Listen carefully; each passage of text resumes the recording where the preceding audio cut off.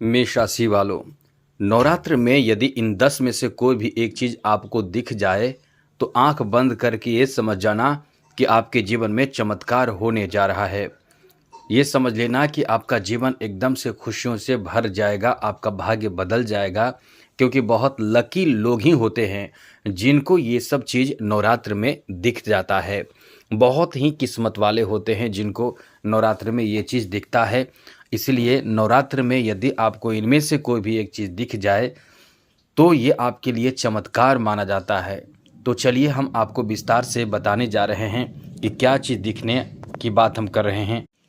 लेकिन उससे पहले आपको बता दें, नवरात्र का जो समय है वो 3 अक्टूबर से लेकर 12 अक्टूबर के बीच में है।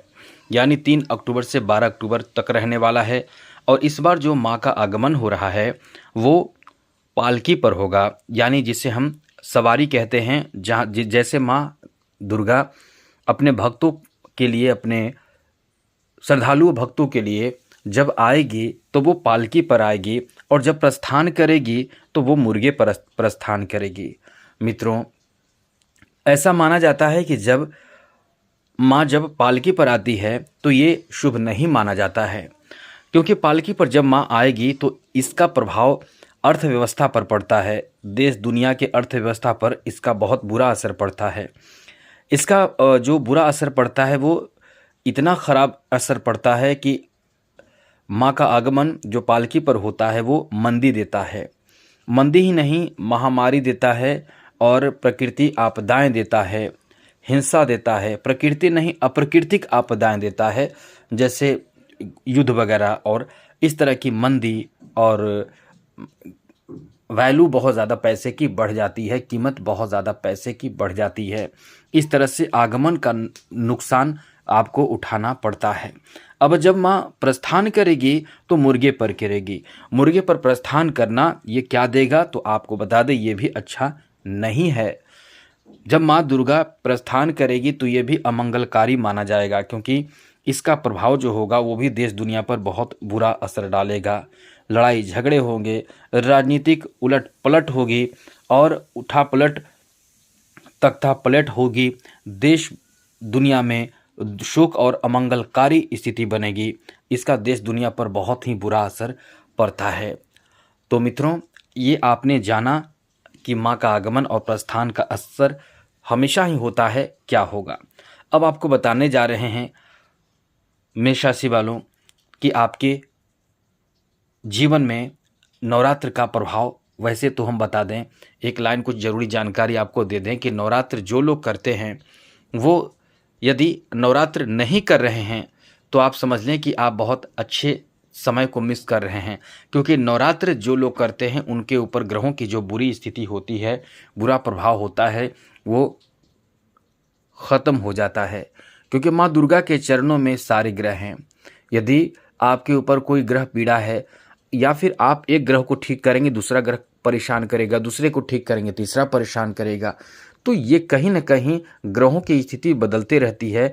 तो हम अक्सर आपको बताते हैं कि ग्रह, कौन से ग्रह कब किस अच्छी स्थिति में आ रहा है।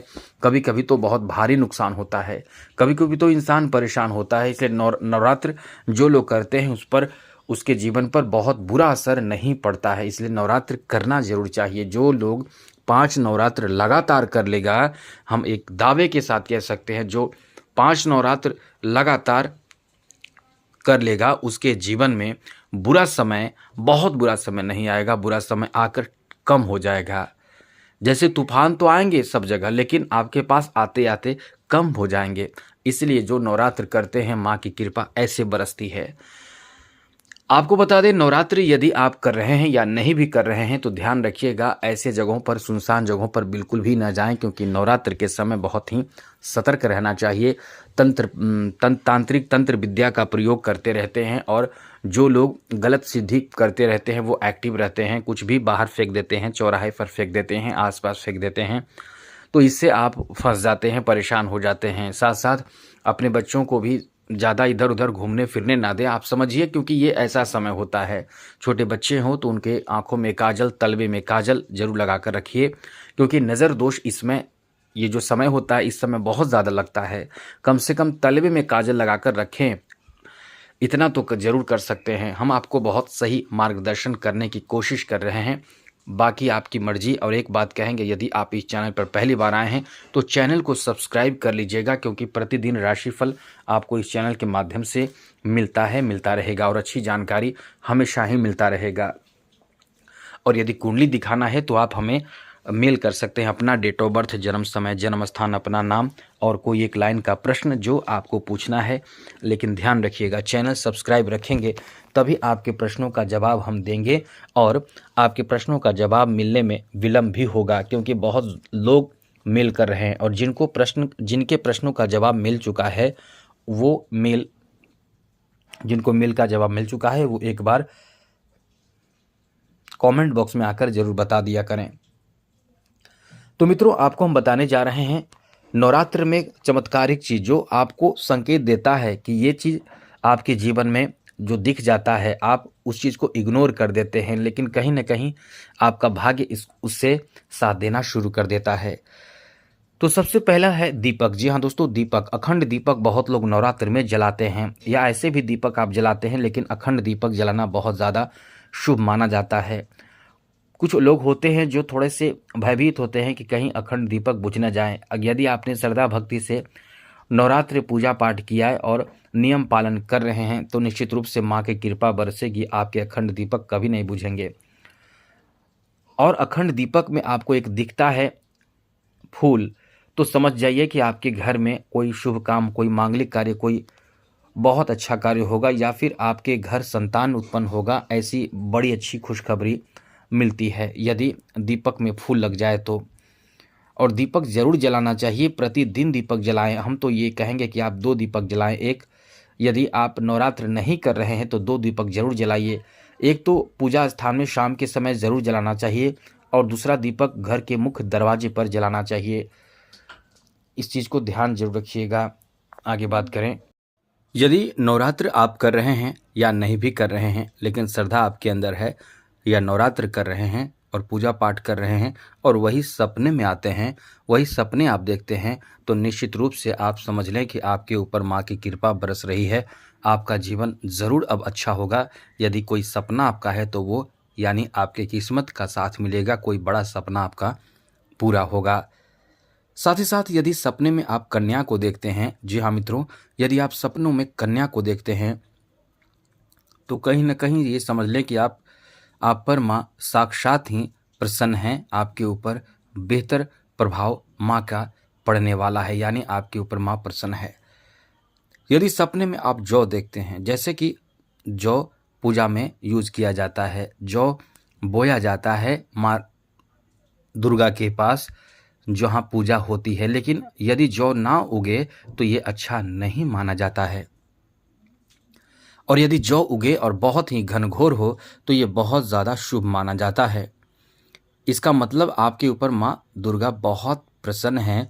और वही आपको बता दें, यदि जौ सफ़ेद आपको नवरात्र के बीच में दिखे या बाद में दिखे, या नवरात्र का जब समापन हो जाए तो 10वीं के दिन जब वो जौ का प्रयोग होता है, महिलाएं आंचल में लेती हैं और पुरुष अपने दाहिने कान पर रखते हैं, प्रणाम करते हैं, और उसमें यदि जौ सफ़ेद जौ दिख जाए तो उसे आप अपने पास रख लें, क्योंकि ये अपने आप में सौभाग्यशाली जौ माना जाता है।